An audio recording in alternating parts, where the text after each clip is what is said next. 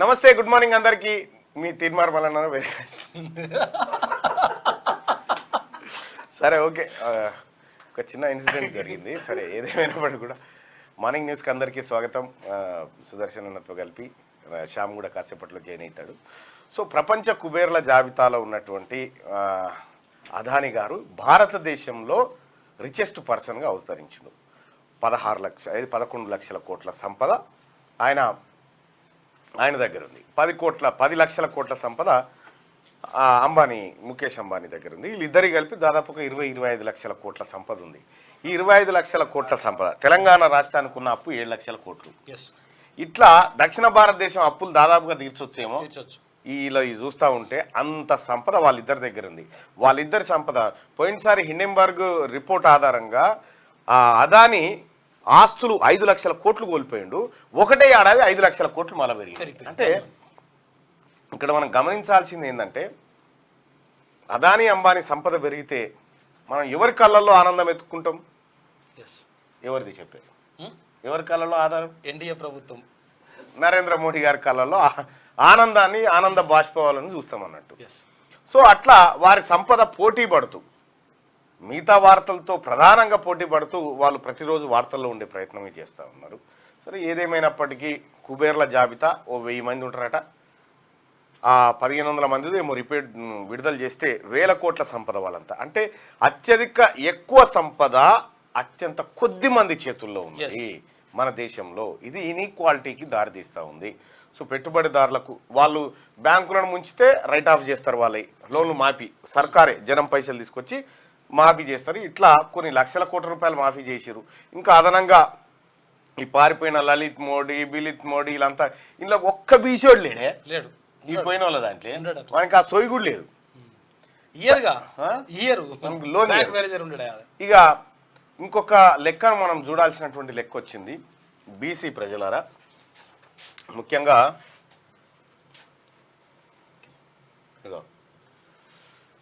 కేంద్ర ప్రభుత్వ ఉద్యోగాలకు సంబంధించి 30th report OBC welfare parliamentary committee submitted on 8/2/2024 at Lok Sabha and Rajya Sabha. As per data of 72 ministries, department 1/1/21 రోజు నాటికి భారతదేశంలో బీసీల జనాభానే ఎక్కువ. 60% వరకు బీసీల జనాభా ఉంటుంది. అయితే వీళ్ళకు 27% రిజర్వేషన్ ఉంది. 27% రిజర్వేషన్ ఈ బీసీలకు అమలైందా? వాస్తవానికి కేంద్ర ప్రభుత్వ ఉద్యోగాలలో 27% మంది బీసీలు ఉన్నారా అని ఒక్కసారి రిపోర్ట్ తీస్తే దాదాపు మొత్తం ఉద్యోగస్తుల సంఖ్య 18,92,059 మంది మొత్తం కేంద్ర ప్రభుత్వ ఉద్యోగులు. అందులో ఓబీసీలు ఎంతమంది అంటే 4,15,799 మంది ఉన్నారు. అంటే ఎంత పర్సెంటేజ్ ఉన్నారు? 21% ఉన్నారు. ఎంత తక్కువైంది? 6%. అంటే 1,00,000 ఉద్యోగాలు బీసీలకు దక్కలే. ఇంకా 27% కూడా అమలు కాలే. కేంద్ర ప్రభుత్వ ఉద్యోగాల్లో 1,00,000% అమలు కాలే. ఇప్పుడు ఇంకా వీకింది. ఇంకా ఈడబ్ల్యూఎస్ వచ్చింది కదా, ఈ ఇళ్ళకేనే మళ్ళా కోత.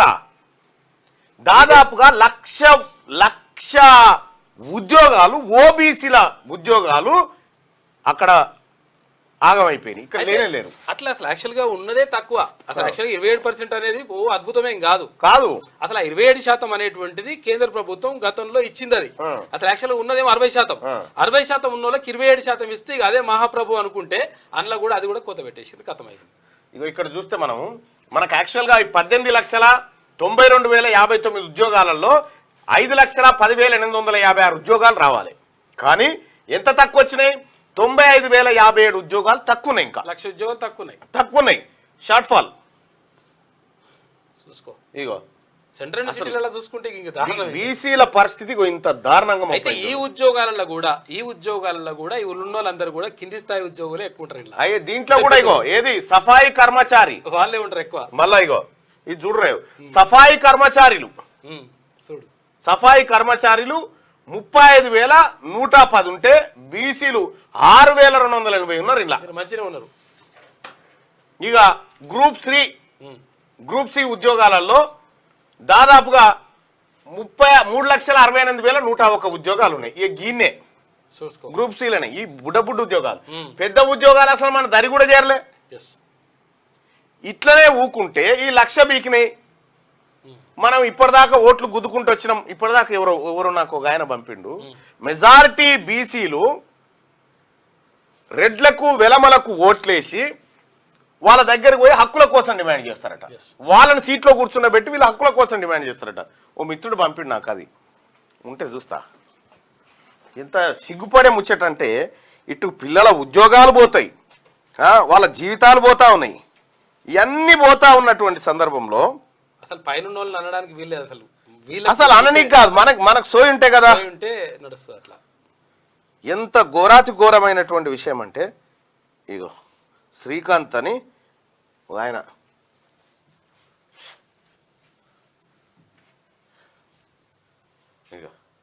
మెజారిటీ ప్రజలైన బీసీలు తమ ఓట్లు రెడ్డి వెలమ కులాలకు వేసి వారిని రాజ్యాధికారంలో కూర్చోబెట్టి వారి దగ్గరనే మన రాజ్యాంగబద్ధ హక్కుల కోసం యాచించడం దౌర్భాగ్యం. చెన్నా శ్రీకాంత్ బీసీ. మన కాడున్నటువంటి ఓట్లను వాళ్ళకేసి అయ్యా మాకు హక్కులు ఇవ్వండి అని అడుక్కోవడం, దానికోసం పోరాటం చేయడం. ఎంత పెద్ద మ్యాటర్ ఇది, మీరు ఒకసారి ఆలోచన చేయండి. ఎందుకంటే మనకు కూడా సోయి రావాల్సినటువంటి అవసరం ఉంది. ఇవాళ ఇప్పుడు వీసీల నియామకం ఉంది. వీసీల నియామకంలో తర్వాత యూనివర్సిటీలో ప్రొఫెసర్ల నియామకంలో ఎంత చాకచక్యంగా అప్పర్ క్యాస్ట్కు సంబంధించిన కొంతమంది ఎట్లా చక్రాలు తిప్పబోతున్నారో చూడరి. ఒక మంత్రి గారట మూడు నాకు ఇస్తే నేను మన 3 రెడ్లకు ఇస్తా అని చెప్పని అంటుండట. వీసీ పదవులు మూడు అన్నట్టు ఆయనకు 3 అన్నట్టు ఆయనకి ఇస్తే అవి చేస్తారట. చాలా ప్రమాదంలో ఉంది బీసీ యువకులారా. బీసీ ఎంత అంటే మనకు తెలవకుండానే మన కాళ్ళను నరికేస్తా ఉన్నారు.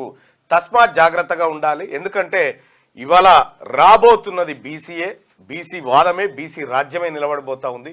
దయచేసి నేను చెప్పేది ఒకటి గుర్తుపెట్టుకోండి. మనం ఇక్కడ చాలా పెద్ద నీతి ఉంది. మెజారిటీ ప్రజలైన బీసీలు తమ ఓట్లు రెడ్డి వెలమ కులాలకు వేసి వారిని రాజ్యాధికారంలో కూర్చోబెట్టి వారి దగ్గరనే మన రాజ్యాంగబద్ధ హక్కుల కోసం యాచించడం దౌర్భాగ్యం. ఇంతకు మించిన నీ ఓటు తీసుకుపోయి అలాకేసి అయ్యా నాకు హక్కులు, నాకు ఉద్యోగాలు అని అడుక్కోవడమా? ఇంతమంది మీరు పీడికేడున్నటువంటి వాళ్ళ కోట్లేసి బిచ్చగాల లెక్క అడుక్కుంటా ఉన్నారు అనేది దీని భావన.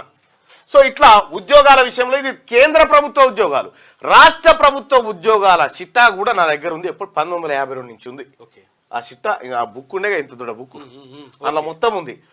అసలు మీకు కూడా తెలుసా, బీసీలో ఉన్నటువంటి ఒక కులము మొత్తం తెలంగాణ వ్యాప్తంగా ఉన్నటువంటి 4 లక్షల ప్రభుత్వ ఉద్యోగాలు లేదా 5 లక్షల ఉద్యోగాలు ఉన్నాయో కేంద్ర ప్రభుత్వ ఉద్యోగాల్లో, ఆ కులానికి ఒక్క చెప్రాసిన ఒకరు కూడా లేరు ఆ కులం. అవి అంత దౌర్భాగ్యమైన పరిస్థితిలో ఉన్నాయి బీసీ కులాలు. సో అందులో ఇక్కడ ఈ 1,00,000 ఉద్యోగాలు భర్తీ కావాల్సినటువంటి అవసరం ఉండే. ఈ 1,00,000 ఉద్యోగాల కోత ఎందుకు పడ్డది బీసీలకు? ఇప్పుడు ఎస్సీ ఎస్టీలకు అయితేనేమో వాళ్ళకు జనాభా దామాంశ ప్రకారం వాళ్ళకి ఇచ్చేటువంటి రిజర్వేషన్లు అవి 100% అమలు అవుతున్నాయి. కానీ బీసీలే 1,00,000 ఉద్యోగాలు కోల్పోయారు, కేంద్ర ప్రభుత్వ ఉద్యోగాలు. ఎవరు బాధ్యత వహించాలి దీనికి? ఉన్నాయి 5 లక్షలు అంటే అలాగే. మళ్ళీ నేను బీసీ అని చెప్తాడు కదా, ఎవరు నేను ఓబీసీ అని చెప్తాడు నరేంద్ర మోడీ గారు.